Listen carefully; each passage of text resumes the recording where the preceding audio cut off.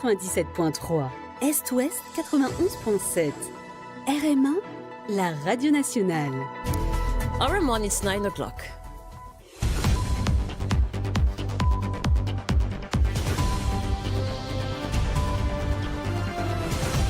The news in English with Iris Stewart. Good morning, Iris. Good morning, Sophie. The headlines. Health authorities on high alert after 2 chikungunya cases detected in close proximity. House of Lords report highlights deep attachment of Chagossians to their homeland and calls for justice, reparations and meaningful participation in decisions affecting their future. Court hears arguments to strike out provisional ICTA charge against Steven Stanen as audio recording takes center stage in QPIP proceedings.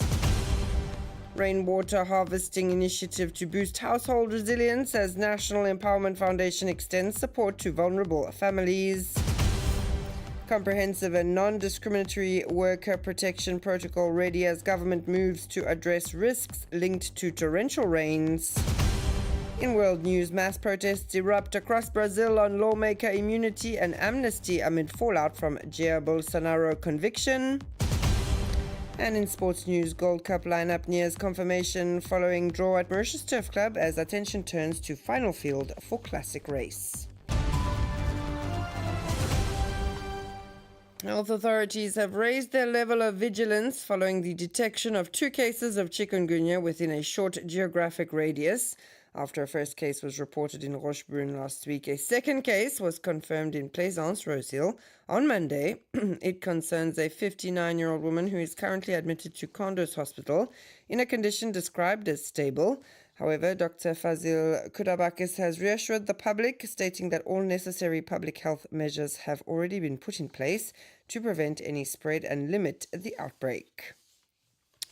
The House of Lords published its report yesterday following a study conducted among Chagossians. The report concludes that Chagossians are a community deeply attached to their homeland and wary of promises made to them.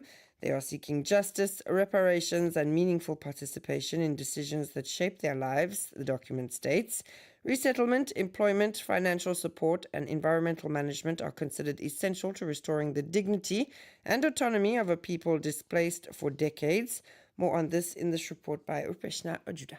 Less than a month after the online survey was posted, the 13 lords and baronesses from the International Relations and Defence Committee analysed the 3,000 responses received from Chagossians and released their report. Key findings include a profound sense of historical injustice and a demand for participation in decisions concerning the islands. The committee considers resettlement, employment, financial support, housing and healthcare as crucial to restoring the dignity and self-reliance of a people displaced for decades. Ignoring these voices risks perpetuating injustices of the past. According to the report, the survey highlighted the lasting impact of forced displacement. The testimonies gathered reveal the extent of the suffering endured by several generations and the lasting consequences for individuals, families and the community as a whole. Interviewees emphasized that reparations, whether in the form of compensation, a pension or community support, are a moral imperative and that consultation without tangible restitution is insufficient. Involving the environment, the Chagos archipelago is home to globally significant biodiversity, and interviewees stressed that the small-scale traditional fishing practices of the Chagossians have always been sustainable and compatible with this fragile ecosystem. They advocated for community-led conservation, sustainable fishing zones and the integration of ancestral knowledge into ecological management. Underlying all the practical concerns is a powerful emotional and cultural attachment to the Chagos archipelago. Diego Garcia especially is described as more than an island. It is the heart of a people's history, and the interviewees expressed their desire to live and die in their homeland, to preserve their cultural heritage and to reconnect with ancestral practices. True reparations can only be achieved by drawing Chagossians at the centre of every decision, engaging their homeland, the Commission concluded. And moving to court-related news, debates on the motion to strike out the provisional charge of breach of ICTA against Steven Stanen took place yesterday in the QPIP court. An audio recording allegedly featuring the voices of Steven Stanen, Aditi Boulal and Stefan Adam in relation to alleged threats was at the center of the hearing. More on this report by Lovina Sophie, read by Shabniz Uzaya Waidali.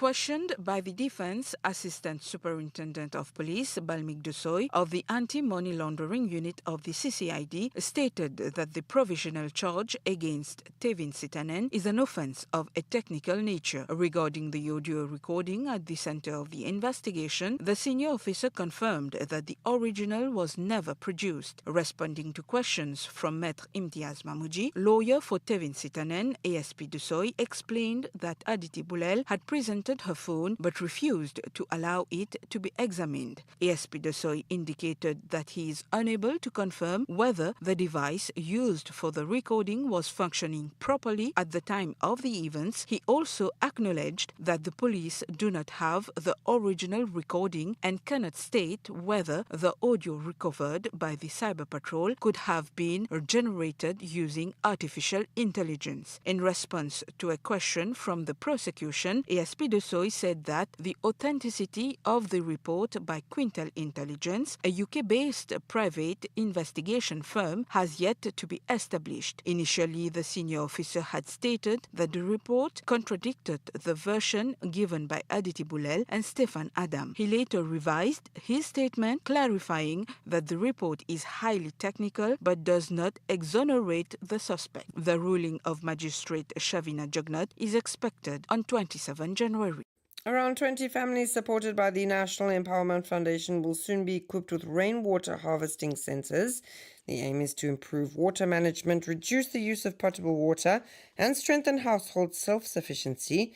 The launch took place on Wednesday at the home of the Augustine family in Saint-Croix.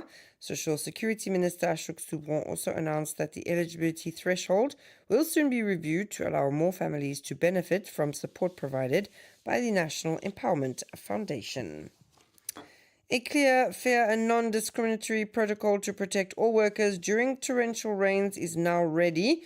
The financial report prepared by the Technical Committee will shortly be submitted to the Council of Ministers. The announcement was made yesterday by Labour Minister Reza Utim at the opening of a ministerial roundtable bringing together countries of the Indian Ocean sub-region focused on climate change and the promotion of decent work. The minister also stressed the importance of integrating the informal sector so that its workers may benefit from the same protections and social benefits. And it's 9:07. You're listening to Rm1. We move to international news. Thousands of Brazilians took to the streets on Sunday in protest against moves by Congress to increase lawmakers' immunity and push for amnesty measures that could include far-right for former President Jair Bolsonaro, convicted of attempting to stage a coup.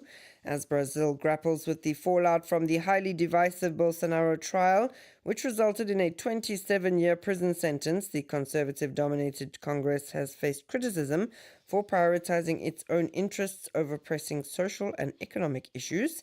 Demonstrations were called in more than a dozen cities, including Rio de Janeiro, where veteran music icons Caetano Veloso, Gilberto Gil and Chico Buarque are set to perform at a protest concert on Copacabana Beach.